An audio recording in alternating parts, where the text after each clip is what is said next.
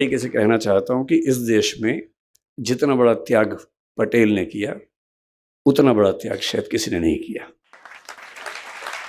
मतलब महात्मा गांधी तो उस रेस में थे ही नहीं, लेकिन जो लोग मंत्री बनने की प्रक्रिया में शामिल थे, अगर मैं उनकी बात करूं, भाई जिसके सामने थाली सजा के प्रधानमंत्री का पद रखा हो और उनको ये अच्छे से पता था कि 1946 चल रहा है, संविधान बनते बनते 3-4-5 साल लगी जाएंगे, 1951-52 में पहली बार इलेक्शंस होंगे, पहला पीएम बनेगा, और तब मेरी उम्र अगर मैं रहा तो 77 के आसपास होगी, और 77 की उम्र में प्रधानमंत्री बनूंगा, इस इरादे से कोई चलता नहीं है। कम से कम यही नियति को शायद मंजूर भी था कि वो 75 के आसपास की उम्र में 1950 में दिसंबर महीने में उनकी मृत्यु हुई, और उनकी मृत्यु के 1 साल और कुछ महीनों के बाद इस देश के पहले चुनाव हुए।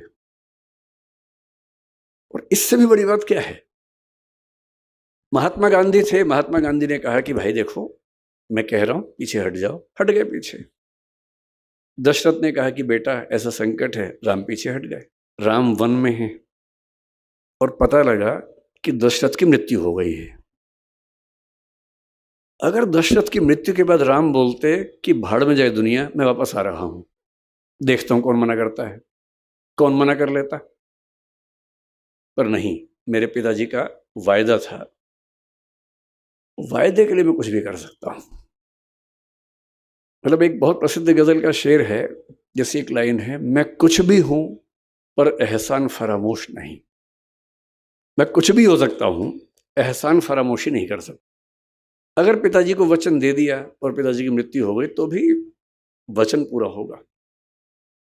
गांधी जी 1948 की जनवरी में इस दुनिया से चले गए थे। जिन गांधी जी के वचन का सम्मान था वो तो नहीं है, और पटेल 1950 के दिसंबर में गए, 22 महीने थे। और यदि वो उस समय ठान लेते कि अब तो गांधी जी हैं ही नहीं, अब कौन रोकेगा। पर वही बात है कि वचन दिया है तो दिया है, निभाना है तो निभाना है। और इसलिए किसी बड़े व्यक्ति की पहचान इससे नहीं होती कि उसने खेड़ा सत्याग्रह किया, बारडोली सत्याग्रह किया, वो तो किया, बड़ी बात है। पर सीखने की असली बात होती है चरित्र, किरदार, कि उस व्यक्ति के अंदर ऐसा क्या था। और पूरे स्वाधीनता संग्राम में शायद इतना बड़ा दिल, इतना बड़ा जिगर मुझे नहीं लगता किसी और के पास रहा होगा। ये उनकी पहली पहचान है।